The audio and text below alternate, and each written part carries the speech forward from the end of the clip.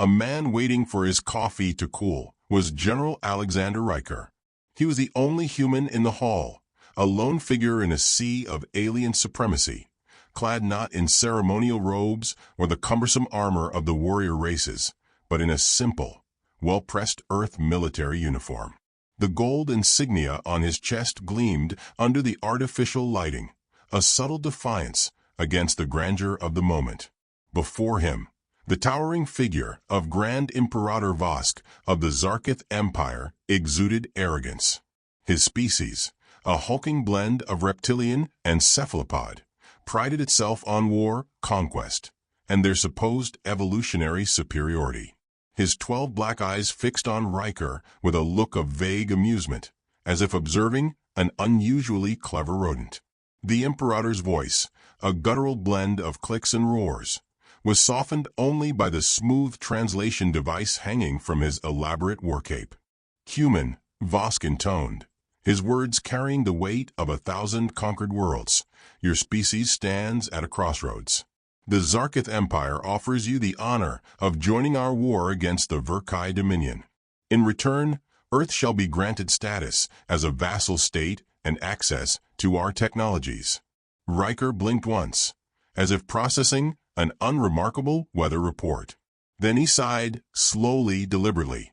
He scratched his chin, considering his words, before giving the Imperator a lopsided grin. Appreciate the offer, really, but we'll pass. A ripple of murmurs spread across the assembly. The Verkai representatives, a species of crystalline entities who had thus far been silently observing, hummed in what might have been amusement. The Zarkith delegation, however, bristled. Vosk's nostrils flared. You misunderstand, human. This is not a negotiation. We demand your loyalty. Yeah, see, that's where we have a problem, Riker said, his tone light but his eyes sharp. Humanity doesn't do well with ultimatums. And we don't pick sides in someone else's war. The Imperator let out a low, rumbling laugh, the sound vibrating through the chamber like distant thunder. Your people are insignificant. Your planet is barely a speck in the grand tapestry of the cosmos. You are nothing. Riker's smile didn't waver. If anything, it grew. See, that's the thing. You think small means weak. You think because we don't have a trillion-strong fleet, we're helpless. Let me ask you something, Imperator. Do you know what a cornered animal does? The hall fell silent. Vosk regarded him with something between curiosity and disdain. It fights, Riker continued. And when it fights, it doesn't care about rules or strategies. It doesn't fight fair. It fights to win. Humans? We're really good at that. The Imperator sneered. Your primitive tactics do not frighten us. We have crushed empires that spanned entire star clusters. We have reduced entire civilizations to ash with a single command. What could you possibly do? Riker exhaled through his nose, his expression one of weary patience. I was hoping you wouldn't ask that. At that moment, the chamber lights flickered. A subtle tremor passed through the floor. The Imperator's expression twisted in confusion as one of his aides approached, whispering urgently in a language thick with hissing consonants. Vosk's upper lip curled. What is happening? Riker took a slow step forward, folding his hands behind his back, his gaze steady. You bombed one of our outposts in the Kuiper Belt 5 minutes ago. Thought it'd be a good way to intimidate us. I get it. Theatrics are important in diplomacy. The Imperator's skin darkened to an enraged shade of crimson. Yes, a necessary demonstration, a reminder that resistance is a bad idea. Riker finished for him. I agree. That's why I gave the order. The tremor intensified. A distant, muffled boom echoed through the chamber, as if something massive had just ceased to exist. More murmurs rippled through the gathered aliens, confusion turning to unease. Vosk's eyes narrowed. What have you done? Riker's smirk was almost apologetic. Took out your ships. The ones you had in orbit? They're gone. Well, mostly. Some of them are just drifting now. Engines offline, weapons disabled. We kept a few intact, Figured your crews might want to lift home. The chamber erupted into chaos. Zarketh representatives roared in disbelief, scrambling for their communicators, their expressions ranging from fury to sheer panic. Across the room, Verkai observers shimmered, exchanging subtle signals between themselves. Vosk's massive form shook with rage. Impossible. Our ships are the pinnacle of warfare. Sure, Riker said, shrugging. But see, humans are paranoid. We don't trust anyone. So we built some, let's say, preventative measures for when some big-shot warlord inevitably decided to test us. The Imperator took a slow, predatory step forward. This is an act of war. Riker tilted his head. No, this is a warning. You bombed a small, unarmed outpost. We could have wiped your fleet completely. Instead, we just disarmed it. You know, as a courtesy. The Imperator's breath came heavy, his claws flexing. You think this display changes anything? We will return, with the full might of the Empire. Riker sighed again, rubbing his temple like a man explaining something obvious to a particularly dense child. Look, Imperator, I'm giving you a chance to walk away. Let humanity stay neutral. Don't poke the bear, because if you do... He leaned in slightly, voice dropping just enough that only Vosk could hear. We won't just fight. We'll win. And you really don't want to see what that looks like? The Zarketh warlord stared at him, the weight of 1,000 calculations flickering through his expression. The realization of how little he truly understood about this species, this seemingly fragile, insignificant species, settled in his many eyes. The silence stretched. The tension in the room was suffocating. Then, finally, Vosk stepped back. His voice, when it came, was quiet. This is not over. Riker gave him a lazy two-fingered salute. It never is. As the Zarketh stormed from the hall, the rest of the Galactic Senate stared at the human in their midst with something new in their expressions. Not curiosity, not amusement, respect, and perhaps just a little fear. The Zarketh Empire had never lost a war. Not once, in their 10,000-year reign over the stars. They had consumed civilizations, shattered homeworlds, and absorbed entire species into their ever-growing dominion. And yet, for the first time in recorded history, they faced an enemy that refused to fight by the rules. The humans had no empire, no vast fleets spanning the cosmos, no ancient war doctrines written in blood. What they had was something far worse: unpredictability. Grand Imperator Vosk stood on the bridge of the Viathrex, his personal war carrier, fists clenched behind his back as the hollow display projected the latest battlefield report. The lines of engagement made no sense. Zarketh ships had been positioned for a decisive planetary invasion, only to be led into empty space. Entire battalions deployed on seemingly abandoned human colonies, only to find their weapons systems sabotaged before they could fire a shot. Communications had been hijacked, their encrypted frequencies looped with maddening human voices singing. Vosk's 12 eyes darkened as he turned to his lead strategist. Explain. The Zarketh officer, a veteran of over 100 campaigns, swallowed hard. Sir, the humans, they do not engage as expected. Their forces appear, strike, and vanish. Our sensor nets detect nothing until the moment of attack. Their ships, he hesitated, adjusting his metallic breathing apparatus, move in ways that defy conventional maneuverability. They fight like ghosts. Vosk's clawed fingers scraped the metal railing before him. He refused to believe a race barely a few centuries into space travel had already turned the tide. We control the skies. Their fleet is insignificant. With respect, Imperator, the strategist said cautiously, we do not control anything. Our fleets are being drawn into engagements that are... He exhaled heavily, searching for the right word. Wrong? Wrong was an understatement. Zarketh doctrine dictated overwhelming force. A single battle should have been enough to break humanity's back. Instead, they were chasing shadows. The enemy refused to meet them head-on, refused to engage in the glorious, crushing spectacle of total war. And then the reports from the ground came in. The first city the Zarkith invaded should have been an easy conquest. The humans had abandoned it before their drop ships arrived, leaving behind only their skeletal structures and empty streets. No defenses, no resistance, no signs of life. Then the streets exploded. Buildings that had stood undisturbed moments before suddenly became death traps. Sidewalks gave way to hidden explosives, severing Zarkith squads from one another. Ordinary-looking crates, marked as civilian supplies, detonated when scanned, sending shrapnel through thick armor plates. Doors welded shut behind invading forces, locking them inside burning structures. The humans had turned their own cities into weapons. Vosk watched the recorded footage as an entire Zarkith unit scrambled for cover, only for the nearest skyscraper to tilt unnaturally before crashing down in a controlled demolition. A message had been carved into the wreckage in some crude human language. His translation matrix took a moment before rendering it.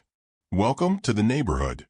He ground his teeth, rage curling through him. Where are their forces? Where are their fighters? The strategist hesitated before switching to a new set of visuals. Helmet cam footage from a surviving Zarkith warrior flickered onto the display. The trooper's breathing was ragged, his view shaking as he and his squad moved through a ruined industrial district, smoke and fire obscuring their surroundings. Then something moved in the haze, fast. Gunfire erupted from nowhere. Explosions followed. Shadows darted across the ruined buildings, humanoid figures moving with precision and speed that shouldn't have been possible. They weren't a vast army. They weren't a horde. They were small, coordinated groups, hitting weak points, striking, and vanishing before a counterattack could even be considered. And worst of all, they were laughing. The audio playback confirmed it. The humans were laughing as they tore through the Zarkith invaders. One voice, in particular, stood out through the chaos. A human soldier, his words distorted through the helmet's audio compression, but clear enough to send a wave of unease through the Zarkith officers. "Man, these guys suck. This is supposed to be an invasion." The video cut out in a flash of static. The trooper had been eliminated. Vosk exhaled slowly, claws pressing deeper into the metal railing. This was not war. This was humiliation. The realization came slow, agonizing, and undeniable. They had underestimated humanity. Not just their technology, but their nature. They did not fight for conquest or honor or tradition. They fought to win, and they did so in ways that made a mockery of the Zarkith's rigid doctrine. Every attempt to lock them into a proper battlefield was ignored. Every strategy formulated against them was anticipated and countered before it was even executed. The humans didn't just fight, they played. The Imperator turned from the display, his voice quieter than usual. "Where is General Riker?" The strategist hesitated. "Unknown. He has not been seen since the Senate meeting. Our intelligence suggests he is directing operations remotely." "Then find him." Vosk's tone darkened, an undercurrent of fury running beneath it. "Before this farce goes any further." The strategist hesitated. "Sir, I believe it already has." At that moment, the VA Threx's alarms blared. A proximity alert flashed across the control panels, red glyphs indicating an urgent threat. The ship's sensors struggled to identify the intruder, something slipping through the automated defenses like it was never there to begin with. Then the comms system crackled. A transmission cut through the Imperator's encrypted frequency, overriding the secure line with casual ease. The voice that followed was calm, almost bored. "Hey, Imperator.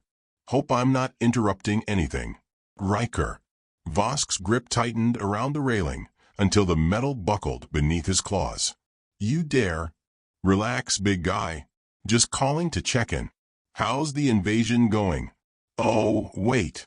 That's right, you don't actually know, do you?" The smug amusement in the human's tone was unbearable. "Here's the thing, champ," Riker continued, as if discussing something as mundane as a breakfast order. You've got all the firepower in the universe, but firepower doesn't mean a damn thing if you can't hit your target. We're not an empire. We don't have an armada, but we've got brains. We've got patience. And we've got this really annoying habit of adapting faster than you can handle. Vosk's lips curled. This will not last. Your tricks will fail. Tricks. Riker snorted. Buddy, we're not even trying yet. The call ended. The alarm ceased. The threat vanished. Vosk stood frozen, his mind racing. He had fought wars against the most formidable species in the galaxy. He had never feared an enemy. Until now, because for the first time in his long, storied career, he was beginning to understand the true horror of humanity. They weren't just fighting. They were having fun. The fleet of the Zarkith Empire arrived in the Sol system like a tidal wave of darkness, blotting out the stars as thousands of warships took position around Earth. This was no longer a war of conquest. It was annihilation. The humiliation they had suffered at human hands had turned into a singular objective: eradicate Earth and make an example of them to the galaxy. The largest armada ever assembled in the Empire's history had one purpose: crush humanity. General Alexander Riker stood in Earth's primary command center, deep beneath the Rocky Mountains, watching the tactical display flicker with red markers as Zarkith warships filled the screen. The sheer scale of the invasion was staggering. Yet he wasn't worried. A young officer beside him swallowed hard. General, there's no way we can fight that directly. Riker took a slow sip of his coffee. Good thing we're not fighting directly, then. Outside, beyond the artificial atmosphere of Earth's defense stations, the Zarkith moved into their attack formations. Their war doctrine was simple: overwhelm, devastate, and take what remained. They had brought dreadnoughts the size of continents, planetary siege weapons capable of boiling oceans, and ground forces in the billions. Victory was assured. And then they fired. Orbital bombardments rained down toward Earth, streaks of energy hotter than the sun itself. Thousands of ships released their payloads simultaneously, ensuring nothing on the surface could survive. But as the first wave of destruction neared the planet, the unthinkable happened. The sky above Earth seemed to ripple, bending light in unnatural ways before the incoming fire simply vanished. Confusion spread through the Zarkith ranks. Their sensors showed the planet untouched. No explosions. No devastation. Just nothing. The fleet's admirals recalibrated their instruments, convinced it was an illusion. They fired again, and again. Still nothing. On board the Viathrex, Grand Imperator Vosk's 12 eyes widened. What is this? A voice crackled through the fleet's secured channel. Human. Unbothered. Welcome to Earth, fellas, Riker drawled. Hope you pack lunch. You're going to be here a while. The truth dawned slowly. Humanity had not simply built defenses. They had rewritten the battlefield.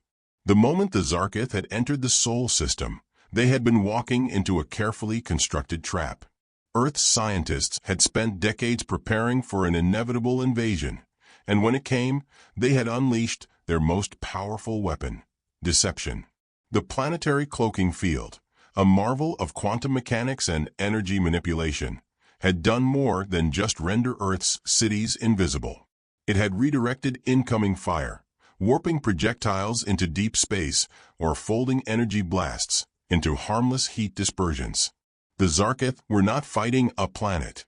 They were fighting an illusion, an enigma wrapped in layers of human ingenuity. And then Earth fought back.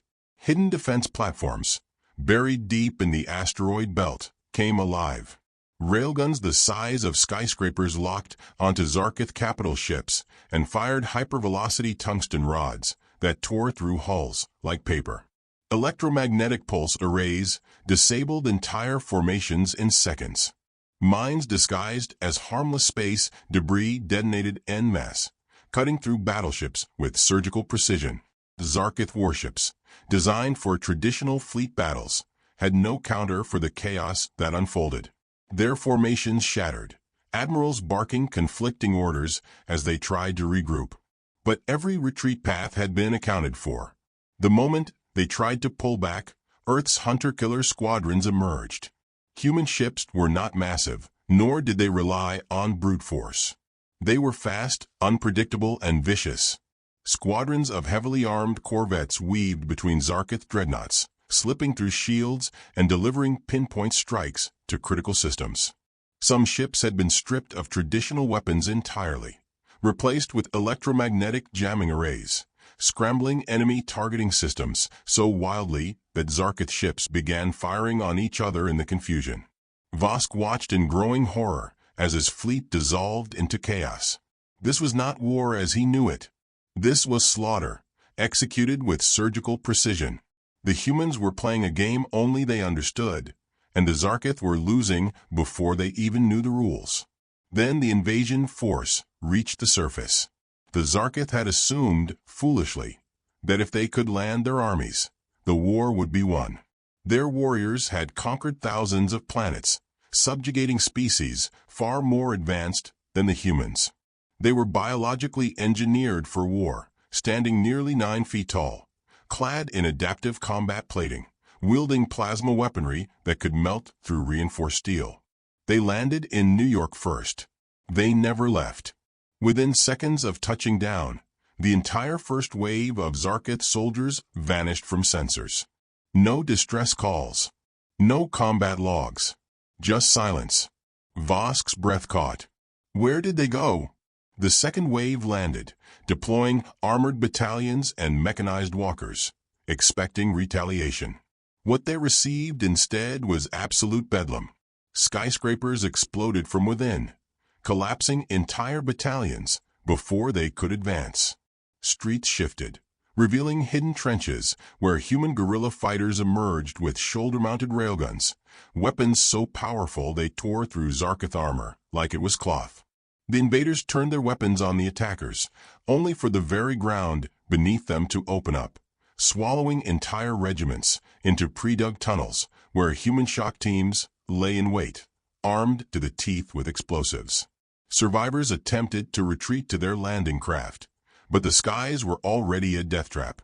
Human anti-air systems, disguised as civilian infrastructure, obliterated any vessel attempting to flee. Zarkith commanders, now fully panicked, requested air support. It was denied. Their ships were already gone. Riker watched it all unfold from his command room, sipping his coffee as the feed from orbital and ground units displayed the massacre. It was almost unfair. Almost. His comm channel beeped. The voice on the other end was shaky. It was a Zarkith officer, his breathing erratic. "We surrender." Riker chuckled, leaning back in his chair. "Buddy, this ain't that kind of fight." The Zarkith officer exhaled sharply. "What do you want?" Riker glanced at the casualty reports, staggering losses on the Zarkith side. He exhaled slowly before responding. "Tell your Imperator to pack it up. Earth isn't up for grabs. Never was." The line cut out. On the bridge of the Viathrex, Vosk felt something he had never experienced before. Not in 10,000 years. Fear. His fleet was broken. His invasion force was gone. His war machine, the greatest in the galaxy, had been dismantled in hours. And the humans, they were laughing. As the Imperator's trembling hands gripped the console before him, the screen flickered once more. Riker's face appeared, casual, unimpressed. He gave the Zarkith leader a lazy salute. "Told you not to provoke us." Then, without another word, the screen went dark. The war was over, and the legend of humanity had only just begun. The ruins of the Zarkith fleet drifted in the void, silent monuments to a war that had lasted only a handful of days, but had shattered an empire's illusions of invincibility.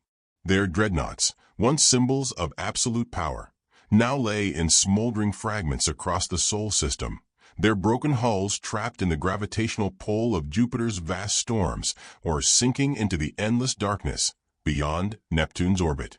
The few remaining Zarkith warships that had survived the onslaught had been left crippled, their engines severed, their weapons disabled. They weren't prisoners.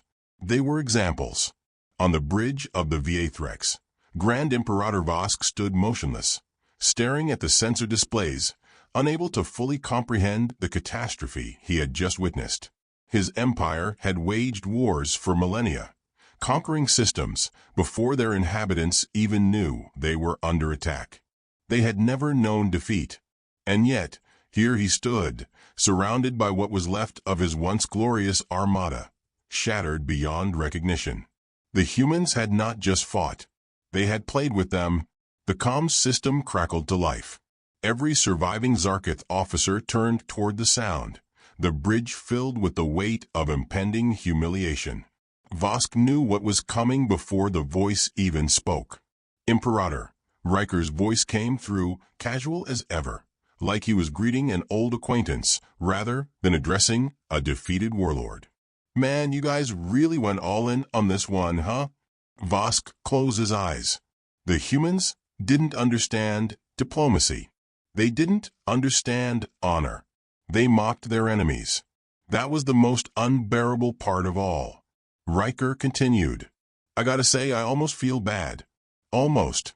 But, to be fair, we did warn you. The Imperator's hands trembled at his sides, his claws digging into his palms. He could feel the eyes of his surviving commanders on him. They were waiting, expecting him to do something, to salvage this moment. But there was nothing left. No fleets. No armies. No options. Vosk's voice came low, barely more than a breath. Surrender. The silence that followed was suffocating. The words had never been spoken by a Zarkith leader. Not once in their empire's long and violent history. Riker sighed on the other end. You know, I'd love to be the bigger man here. Give a speech about learning your lesson, about how humanity only wanted peace. But let's be real, Imperator. You didn't come here for diplomacy. You came to make an example out of us. Vosk clenched his jaw. And you have made an example of us instead. Yep, Riker said brightly. Kinda poetic, isn't it? A long pause. Then, Vosk spoke again, his voice quiet, stripped of the usual arrogance. What happens now? Now, Riker hummed as if considering it. Now you leave. What's left of you anyway? Take your ships. Get the hell out of our system. And if we ever see a Zarkith fleet anywhere near human territory again. He let the silence hang for just long enough before finishing. Well, you saw what happened this time. The transmission cut out. No further discussion. No negotiations. Just a simple fact. Humanity had won. The retreat of the Zarkith was a slow, painful process. The few remaining warships limped away, their commanders too broken to argue. Their wounded were left behind, not out of cruelty, but because the humans chose to let them live. A mercy they had not earned, but one that ensured the galaxy would remember who had been the better side in this war. In the days that followed, the Galactic Council convened in emergency session. The war that had once seemed inevitable had instead ended in a restructuring of power. The Zarkith, once the galaxy's dominant force, found their credibility shattered beyond repair. Their allies withdrew their support, their vassals revolted, and their influence crumbled. And in the center of it all, humanity remained where it had always stood, neutral, independent, untouched. There were offers, dozens of them. The Galactic Council formally invited Earth to take a seat among the great powers, to lead, to expand. Humanity had proven itself more than worthy. They could claim entire sectors of space, carve out an empire of their own. Riker refused every single one. Sitting in his office, the general leaned back in his chair, feet propped up on his desk, watching as the latest messages from alien diplomats flooded his inbox. Requests for alliances, trade agreements, even military partnerships. The same species that had barely acknowledged humanity's existence a year ago now scrambled for their favor. He took another sip of coffee and smiled to himself. Humans weren't conquerors. They weren't rulers. They didn't want to sit in high councils, governing the fate of the galaxy. They just wanted to be left alone. And now finally they would be. Across the galaxy, whispers of humanity spread like wildfire. The stories varied. Some painted them as unstoppable warriors, others as brilliant tacticians, and some even suggested they were not fully organic, that no biological species could be so ruthlessly efficient in warfare. But the lesson was always the same. Do not provoke the humans.